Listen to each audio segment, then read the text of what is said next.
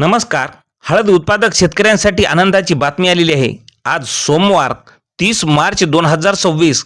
शेतकरी मित्रांनो, आज बाजार समितीमध्ये हळदीच्या काही प्रमाणात का होईना पण वाढ पाहायला मिळालेली आहे. पहा मग हळदीला काय मिळतोय महाराष्ट्रात बाजारभाव.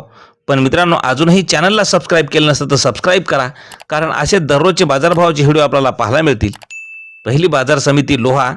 राजापुरी हळदीला आवक आली आहे 6 क्विंटलची. कमीत कमी दर मिळाले आहे 11,301 रुपया. सर्वसाधारण दर मिळाला 11,301 रुपया, तर जास्तीचा दर मिळाला 11,601 रुपया. यानंतरची बाजार समिती आहे नांदेड. नांदेडला हळदीला आवक आली आहे 1,769 क्विंटलची. कमीत कमी दर मिळाले आहे 10,350 रुपये. सर्वसाधारण दर मिळाला 13,400 रुपये, तर जास्तीचा दर मिळाला 14,495 रुपये.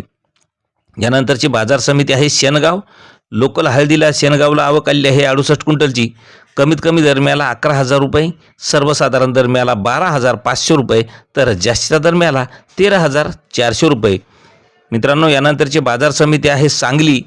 राजापुरी हळदीला आवक आली आहे 3,775 क्विंटलची. कमीत कमी दर मिळाला आहे 9,500 रुपयाचा. सर्वसाधारण दर मिळाला 14,300 रुपये, तर जास्तीचा दर मिळाला 20,000 रुपये. मित्रांनो, यानंतरची बाजार समिती आहे पुन्हा लोहा. राजापुरी हळदीला आवक आली आहे 16 क्विंटलची. कमीत कमी दर मिळाला 7,500 रुपये. सर्वसाधारण दर मिळाला 10,820 रुपये, तर जास्तीचा दर मिळाला 11,000 रुपयाचा. यानंतरची बाजार समिती मुंबई. लोकल हळदीला आवक आली आहे मुंबई या ठिकाणी 171 क्विंटलची.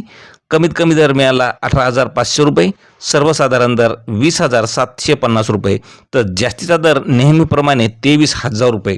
मित्रांनो, यानंतरची बाजार समिती आहे हिंगोली. आवक आली आहे हळदीला 2,030 क्विंटलची. कमीत कमी दर मिळाला 12,500 रुपये. सर्वसाधारण दर मिळाला 13,500 रुपये, तर जास्तीचा दर मिळाला 14,500 रुपये. यानंतरची बाजार समिती रिसोड. आवक आली आहे 1,500 क्विंटलची. कमीत कमी दर मिळाला 11,500 रुपये. सर्वसाधारण दर मिळाला 12,500 रुपये, तर जास्तीचा दर मिळाला 13,500 रुपयाचा.